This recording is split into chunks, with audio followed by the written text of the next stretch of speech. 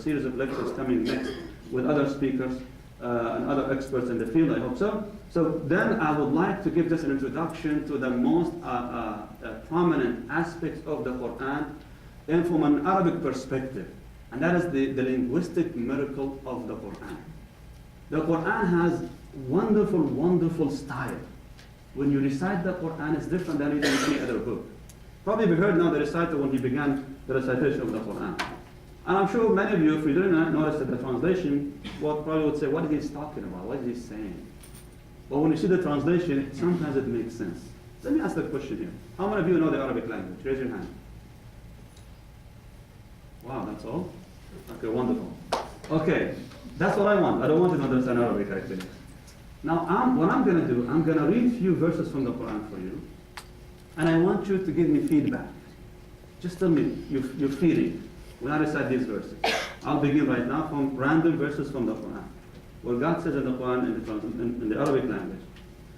أعوذ بالله من الشيطان الرجيم أم يقولون شاعر نتربص به ريب المنون قل تربصوا فإني معكم من المتربصين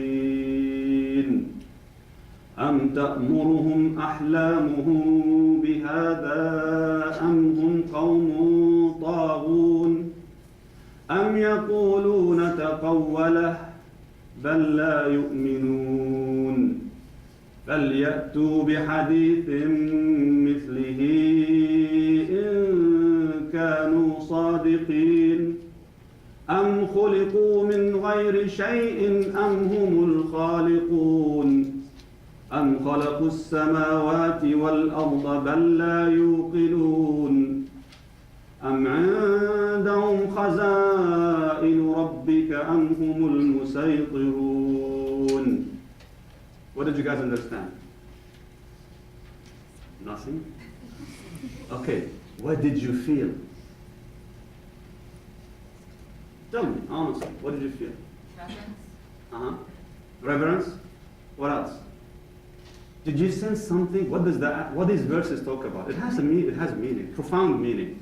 What could be that meaning that you probably understood just from the recitation, from the flow of the recitation?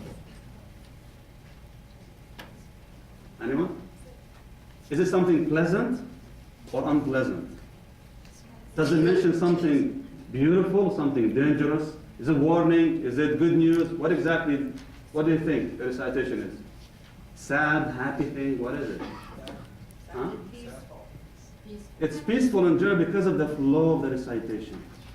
But the theme, if you notice the end of the verses, أَمْ خُلِقُوا مِنْ غَيْرِ شَيْءٍ أَمْ هُمُ الْخَالِقُونَ. These now actually, when you press the sounds in the Arabic language, it's a sound that makes a strong meaning. These strong meanings, usually when you stress strong meanings, we don't do that when we have a loving conversation with each other. Now you press the sound when you have an angry message that you send sometimes. So like a warning thing and so on. But at the same time, warning and it's touching the heart. He's warning you from like a fatherly basically perspective.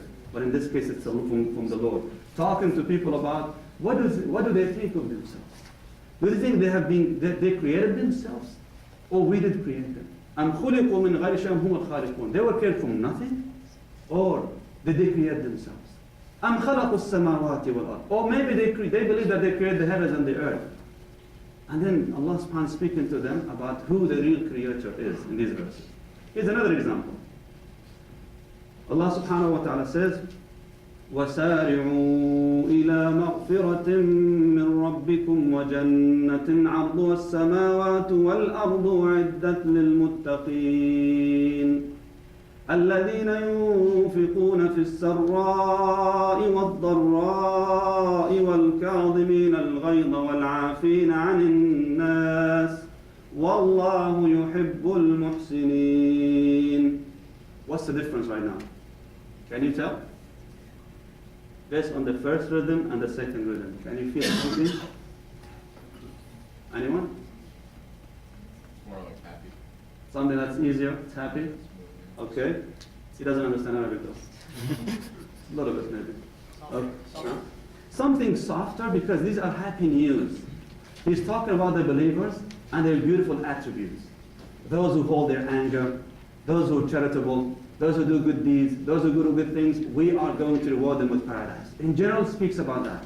So this is now the style of the Quran. It's about actually the message that is sent through the vocal and the oral recitation, as well as the structure and the meaning of the Quran. With this, I would like to show you some of the literary gems of the Quran. When the Quran was first revealed, it was revealed to the Arabs. The Arabs, probably Illinois, I came up from down south, where the population of the Arabs actually very heavy there. You can notice that they're all over the place. But they originally came from the desert of Arabia. Most of them, they came from there. And the Arabs back then, 1400 years ago, when the Quran was first revealed, were a nomadic society. People did not have any kind of significant civilization. They did have some civilization, but nothing that we can really notice or even talk about, except for something that they became so popular for, and that's their language. Their language, how they speak, and what do they say. The Arabic language is so unique because the Arab society was closed in the desert. When you're closed in the desert, that gives you purity, uniqueness. So become a peculiar society because now they don't have any association with outside cultures. Now foreign influences were very, very limited to specific urban cities in Arabian Peninsula. But the Arab in general were just living for themselves and by themselves. The Arabs were a literate society living in the desert.